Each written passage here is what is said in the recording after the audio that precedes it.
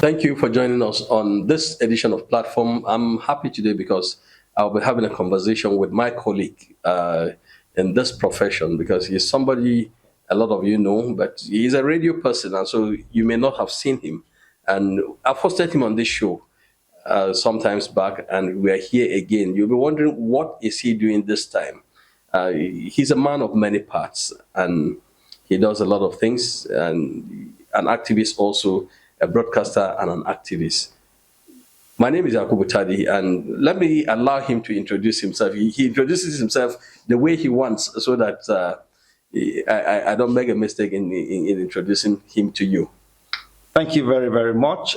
Indeed, it's a rare privilege and an honor to be with you. I grew up watching you, and I always describe you as a counselor, a therapist, an advisor, and a mentor. So, in fact, permit me, before even introducing myself, to actually pour this encomium and accolade on you, sir.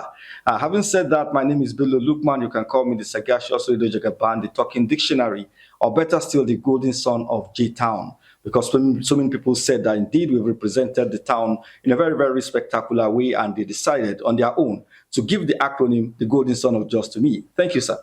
Golden Son of Jos. Yes, sir. J-Town. Well, you've earned it, yes. And it's good for people to recognize.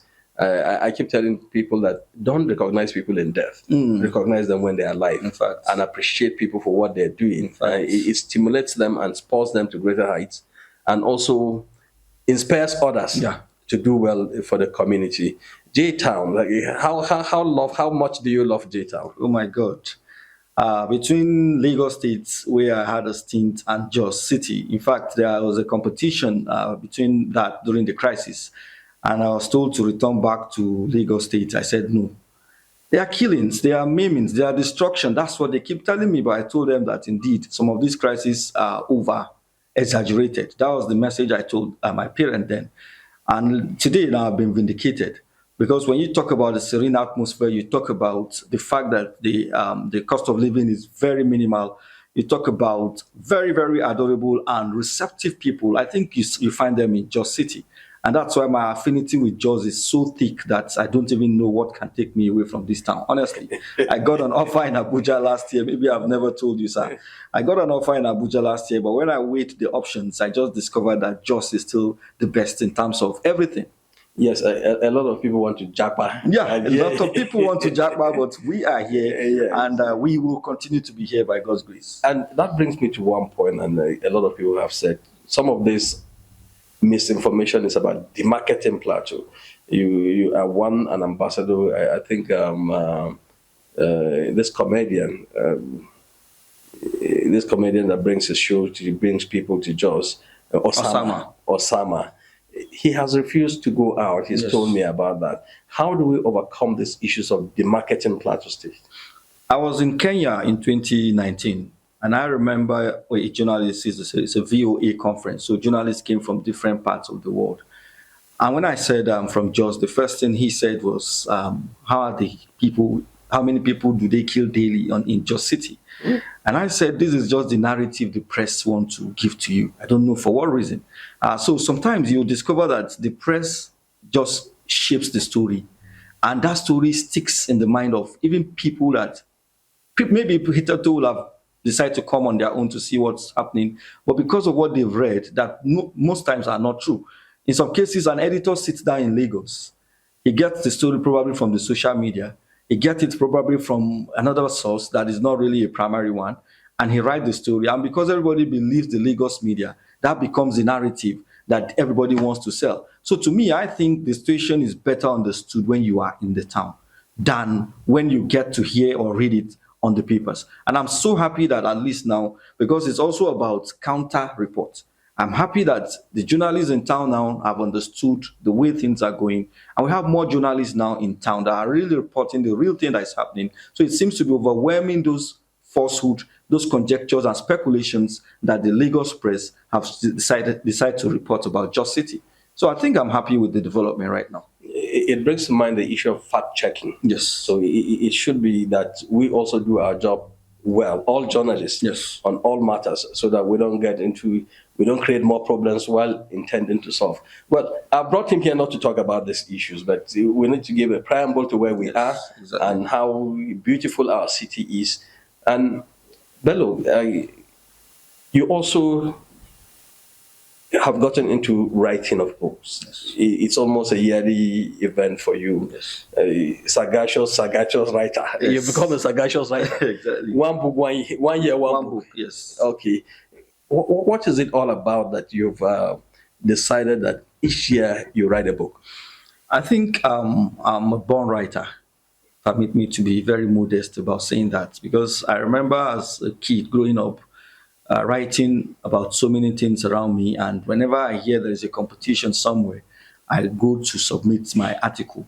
And I remember vividly that sometimes I always get the wrath of my dad, because I go under his bed where he keeps his newspapers just to read.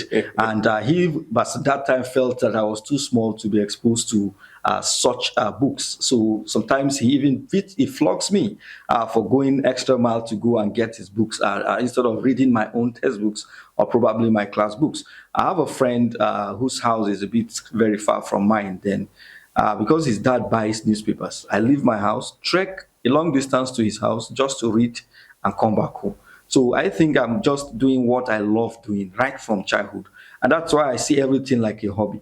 So some of the things I say on radio, I remember the inspiration to start writing started in 2016 when I went to deliver a lecture somewhere.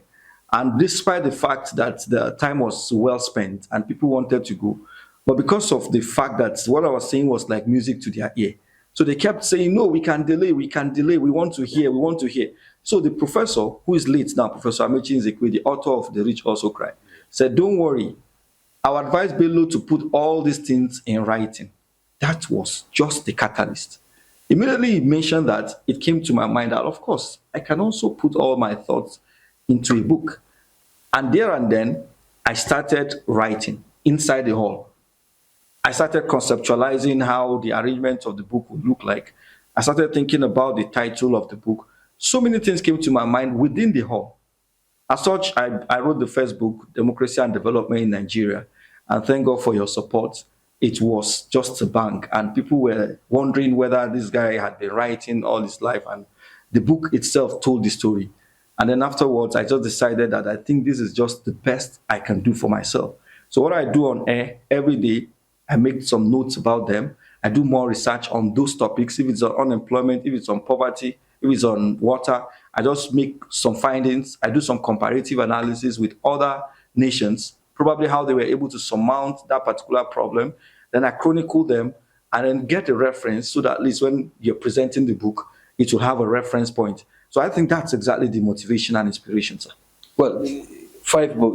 Would I be right to say number five? Number six. Number six. Yes. Yes. What is this all about? The number six. What's the title and what's cooking there? Yes, the book is Who is a Nigerian? I have a prototype here of the book. All my books are about Nigeria because every day I talk about Nigeria. And what I try to do is I ensure there is difference between the publication of last year and that of this year. This year, I tried to write a 135 pages book. And in that book, I was able to reflect over the 2023 election. Some of the flaws, some of the challenges, some of the positives that I also noticed in the election. I jotted them down. And that's why the first topic chapter in the book is election. I was able to do a cursory look at how some of the candidates emerge. I was able to do a cursory look and comparatively about even some of the flaws that I noticed. And I also went down history lane in the first chapter to also compare with United States when they were also having their problems, because people feel that since they are the first or the best democracy in the world, that their democracy is flawless.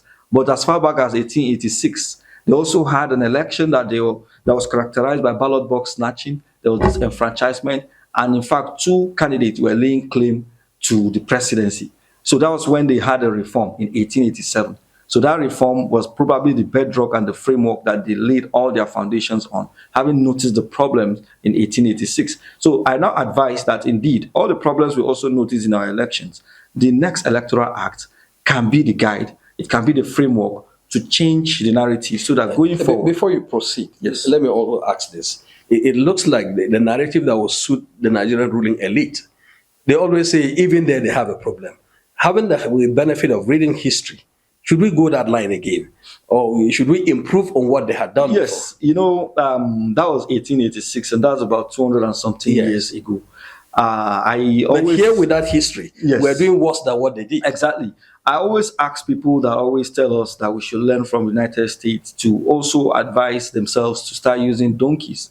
Because as at the time that United States was having this problem, their leaders were using donkeys. They were not using vehicles. So if you want to compare the problems, then you should also compare the benefits. So in that place, when you juxtapose the whole thing, then it will actually answer the question itself. Yes, it is also good that we're going history to see their problems, but they've been able to surmount them. So why are we not learning from their strength? Why are we concentrating on their weakness? We can capture their opportunities, we can capture their strength, and then bring everything together going forward. At least there's a positive in the last election. We saw governors losing their seats. They couldn't even anoint their successors. We saw so many things that hitherto it's unheard of to even think that it could happen. So I think that is even the positive for this election, and we can consolidate on that going forward. You know, looking at the issues, I do not know whether you also looked at the judiciary, all eyes on the judiciary, Yes. the almighty judiciary, Exactly. the revered judiciary. But people have been calling out the judiciary. It's our institution that we need to protect. But there are issues, we can't run away from those facts. Yes. That is there any link to Yes. the judiciary? Yes, it's more of an advice where I advise the NGC to ensure that at least these judges that we can see conspicuously that their judgments are not in tandem with the Electoral Act, their judgment is not in tandem with the Constitution. We should see some punishment meted out to them. Even if they are, we don't get to see them. When these things are in the open, at least it will serve as a deterrent to others, because we see allegations, counter allegations, bribery. According to them, we don't have the facts. They say, we are sure that this judge collected bribe. As such, if there are things like that that must have happened, or we know that the NJC have the template, and they know their judges. So they should be able to probably have a punishing mechanism for such judges.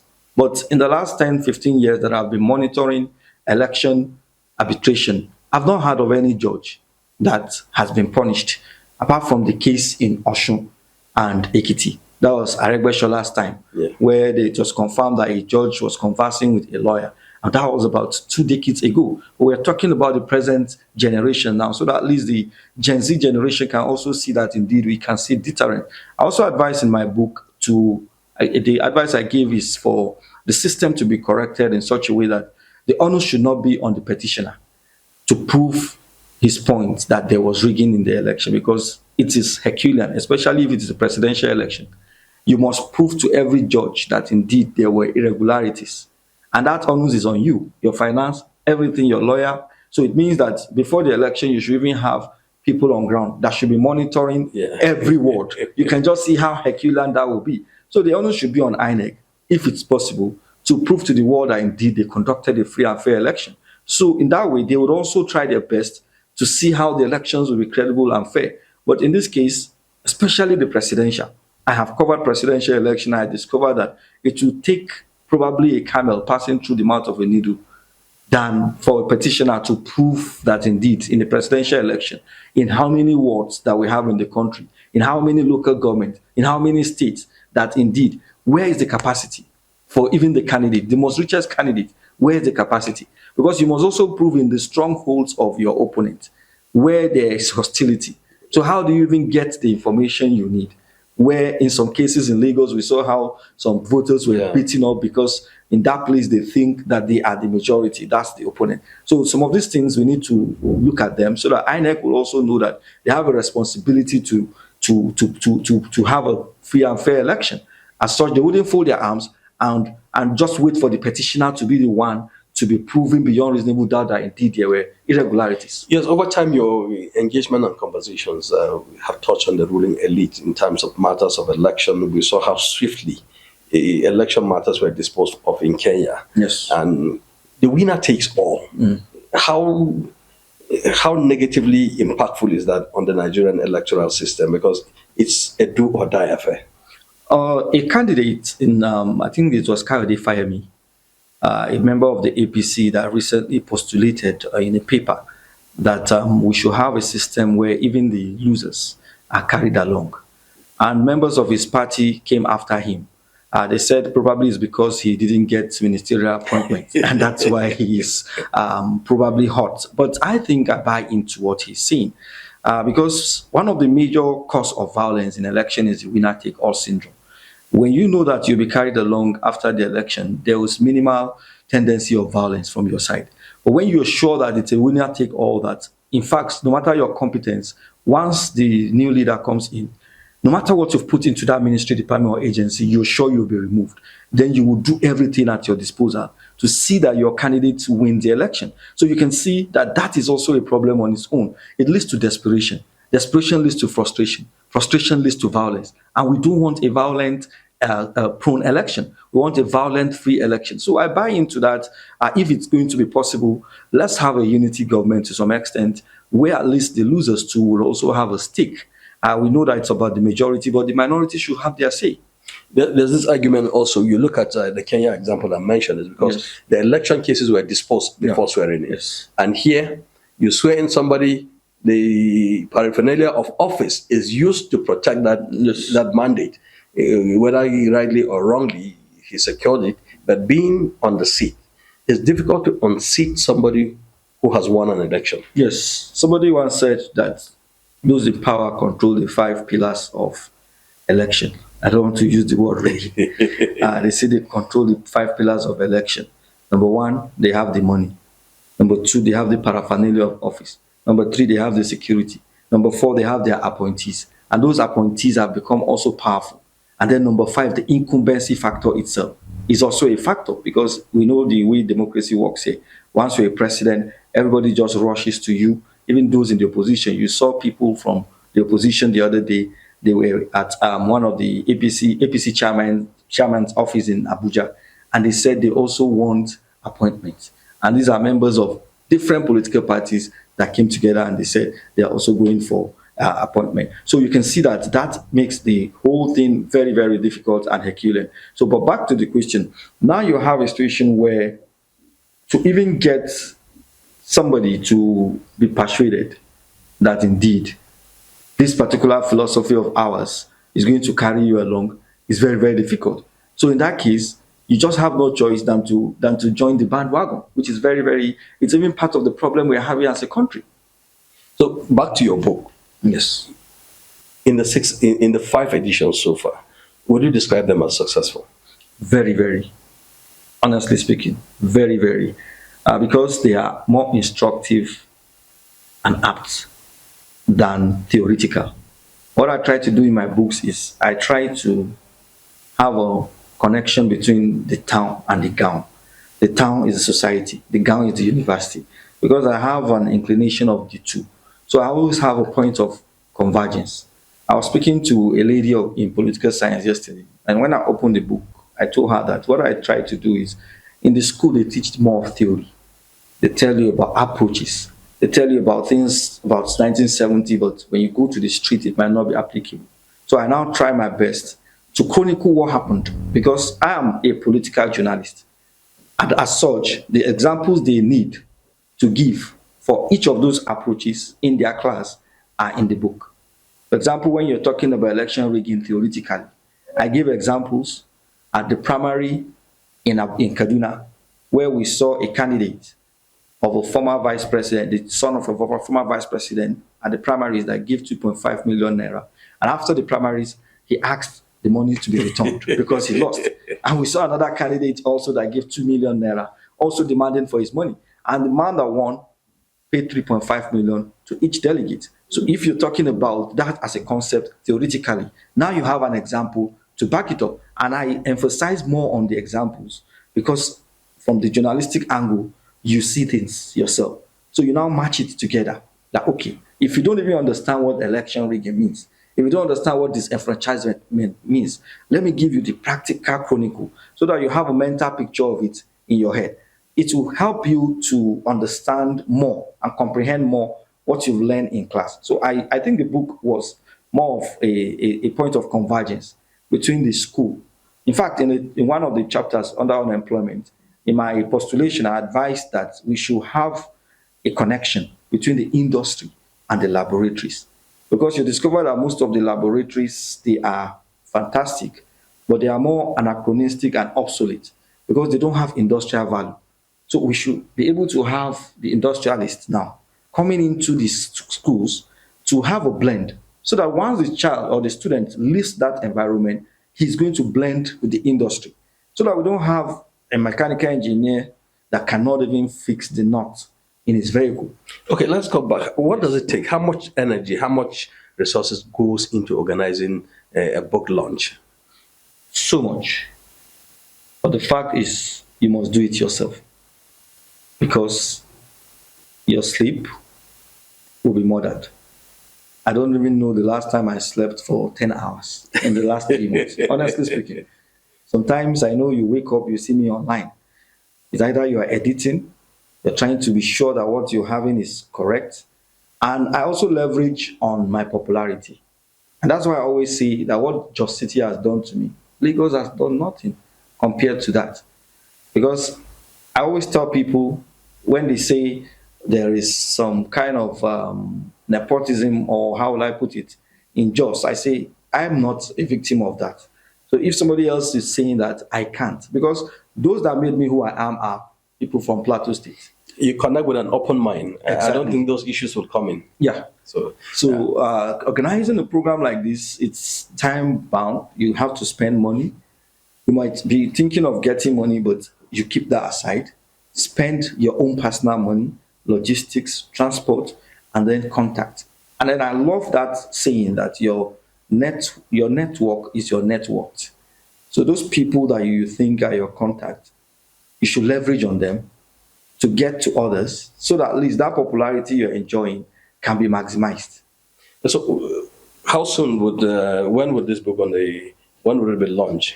Okay, to be launched on the 5th of November at Honest Pavilion. Seems you have a marriage with other pavilions. Yeah, most of my fans are in town. I got offers from halls in Rayfield, but I thought about it. I have diehard fans that might find it difficult to go to Rayfield. I don't know, it's my thinking. But they always tell me that even if you go to Abuja, we'll follow you. That's what they always say. But I just feel it's better to make things easy for them.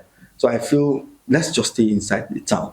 Even this year, people have said, no, last year the hall was too small, even despite the size of Honest Hall. And we still use the small hall, but the people were still out. So many people were still outside. So they advised that we should go to other places. But I just feel that affinity that I've already had with my people, especially in town, Muslim, Christian, Birom, Yoruba, Hausa. In fact, it's a miniature Nigeria that come to my Apart book from launch. the book launch itself, what are the other attractions? Yes, I also infuse comedy.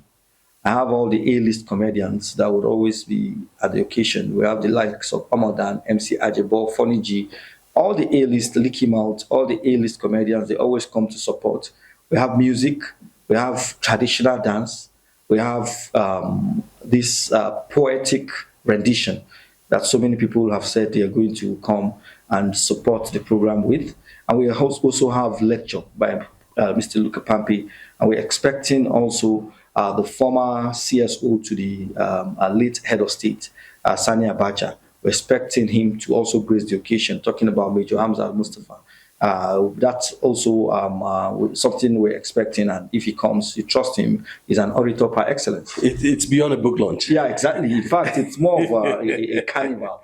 That's why I always put it on a Sunday. Before I used to do it on Saturdays. Yeah. But so many people told me that they attend to their businesses on Saturdays and they need to be at the book club. So I chose Sundays so that at least everybody, at least after church, you would have no choice than to converge in that place. And in fact, today, this year, I've advised that we wear white. Not for any reason, but just to depict peace. Because I always love peace. Whenever I get the opportunity to preach peace, I always use my programs. So how do you get your feedback? In fact, from different ways, from the social media, But I always keep my contacts in the book. So many people call me because I also want to be assessed. I love it when people even criticize. That's why on my radio programs I say criticism is allowed, but don't criticize my guest. But criticize me because I have a thick skin for any criticism. So I get feedbacks from social media. I have a large followership also on the social media, and also on the radio program. I get direct feedback too. Well, speaking with the Radio Jagaban, time will just fly, and it's done like that. It's Bello. I think that we'll have a conversation some other day, Yes. perhaps after the book launch. Yes. Because 30 minutes is not good enough for you. At all, at all. And I promise immediately after the launch, like we did in 2019 with you, or is it 2020, I will still be here to talk about the book launch itself. Okay. Proper. So I'll provide you, avail you that opportunity Thank you so to much. speak with them. And I really want to thank you and the management for all the generosity and kindness. Like I said, you are a mentor to us, you are a consultant, you're a therapist to us. And when people like you, that we know you are senior colleagues, tell us good things about what we do, we get motivated, we get inspired, and we want to do more. We get encouraged. We're greatly honored with those compliments, and Yes. we'll keep doing our best to ensure that we keep our heads above water to do what is right and help society grow. Yes. Viewers, that's the much we can take on this week's edition of the conversation with BELLO Lukman, the Radio Jagaban. 5th November is the date for the launch, and the venue is Honor Pavilion along opposite St. Morumba College, Jos. And time? By 1 o'clock. 1 o'clock in the afternoon. Don't miss it. It's a book that you need to know more about Nigeria. Who is a Nigerian? Are you a Nigerian? Go there and find out. I'm Yakubu Tadi. See you next week with another interesting personality.